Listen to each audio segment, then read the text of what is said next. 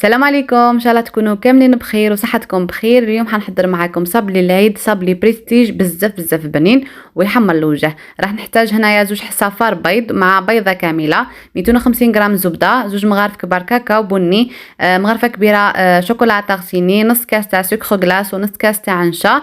نحتاج مغرفه صغيره تاع لا ليفور ولا فاني. هنايا في ريسيبيون راح ندير اول حاجه نحط الزبده 250 غرام، ندير معها سكر غلاس، نجيب السباتولا نفتحهم هكذا، من بعد بالباتر نطلع كلش مع بعض حتى نتحصل على كريمه.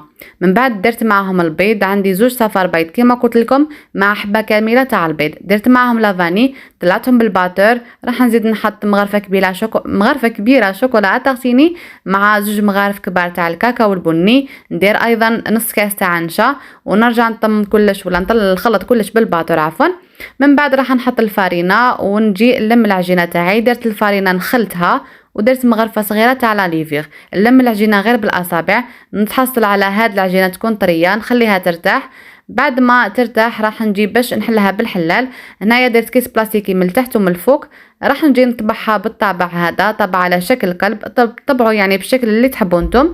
وهذا هو القوام تاع الحبه تاعي كيفاش يكون. نديرهم في صينيه ندخلهم للفرن يطيبوا على درجه حراره 180. ودوك حنحضر معاكم الكريمه اللي نعمر بها هذا الصابلي. نحتاج كاس غربع بودره شانتيي مع كاس غربع تاع الماء يكون بارد، طلعتهم بالباتر، نتحصل على هذه الكريمه، ندير معاها مغرفه كبيره توفيا كراميل، نعاود نطلع بالباتر وهاوليكم القوام تاع الكريمه كيفاش يكون. الصابلي تاعي بعد ما طاب راح يكون هكذا الشكل تاعو. جبته حطيته فوق كيس بلاستيكي، راح نعمره بالكريمه بهذا الشكل. بعد ما يكون حطيتها في لابوش الكريمه كي تجيو تحطوا في هذاك يعني على حسب الشكل تاع الحلوه تاعكم، خليوه فراغ في الوسط. بعد ما درت هذيك الكريمه نجي نعمر هذوك الفراغات بشوكولا تارتيني كنت دوبتها ودرتها في لابوش حتى هي. من بعد نجي نحط فوق شوكولا تارتيني الجوز كنت طحنته في الخشين بهذا الشكل كما راكم تشوفوا. نرجع نغطي الحبه تاعي ونرجع ايضا نحي هذوك الزوائد اللي يخرجوا لي. بعد ما نكمل راح ندخلهم للثلاجه نخليها تبرد الكريمه ونرجع نكمل معكم.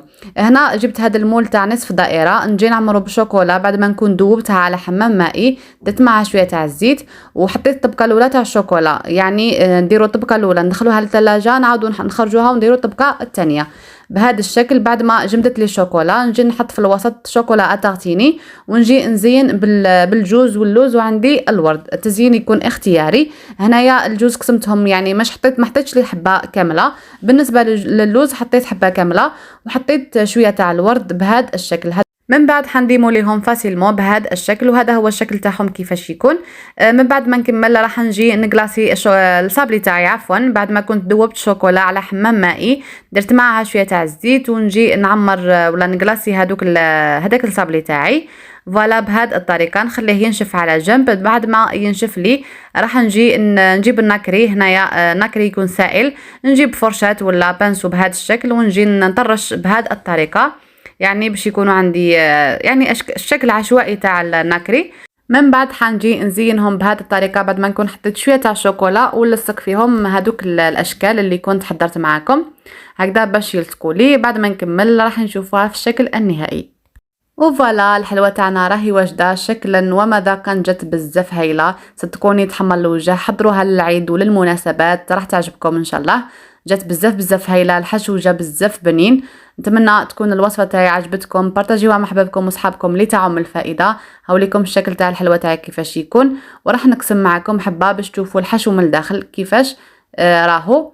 وحتى الصابلي جا بزاف هشيش ويذوب في الفم. الكريمه جات بزاف بنينه، عطات ذوق رائع مع شوكولا تارتيني والجوز. هذه هي الوصفه تاعي، ان شاء الله تكون عجبتكم. استنوني في مزيد من الوصفات حبيبه القلب، ومع الف سلامه.